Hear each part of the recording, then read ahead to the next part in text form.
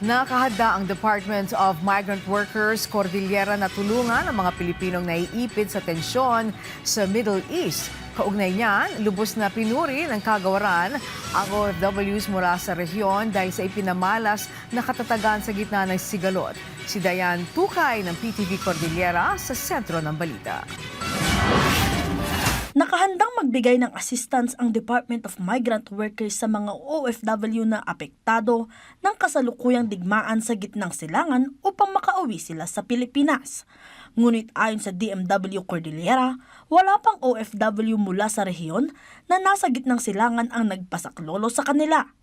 Isa itong magandang palatandaan na ang mga OFW sa rehiyon ay hindi lang umaasa sa tulong ng gobyerno. Buhat noong nagsimula ang mainit na tensyon sa gitnang silangan, agad silang nakipag-ugnayan sa DICT para maitatag ang communication centers upang mapadali ang komunikasyon ng mga OFW sa kanilang pamilya.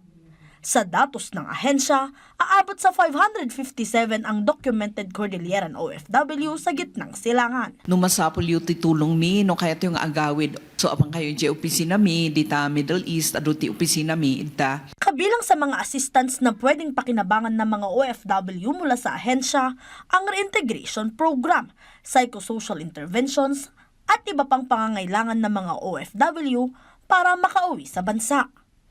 Pinuri niya ang pananatiling matatag at pagtutulungan ng mga OFW sa Cordillera. Kasunod nito ang obserbasyon na sa buong bansa, Cordillera ang may pinakamababang bilang ng mga humihingi ng assistance.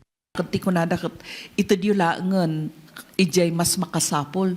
Give it to those who need it more because we will rely on the organization to help our people.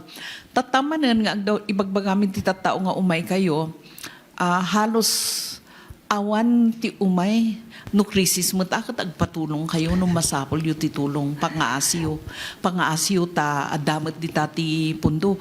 Anya, malaki ang kontribusyon ng mga OFW sa bansa, kaya nararapat lamang silang makinabang sa mga programa ng pamahalaan, lalo pa at karapatan nila ito. Kasabay nito, pinaalalahanan ng ahensya ang mga nagnanais magtrabaho abroad upang maging alerto sa mga illegal recruiter at sa mga trabahong naiaalok online upang makaiwas sa scam at illegal recruitment. Dayan Monica Tukay para sa Pambansang TV sa Bagong Pilipinas.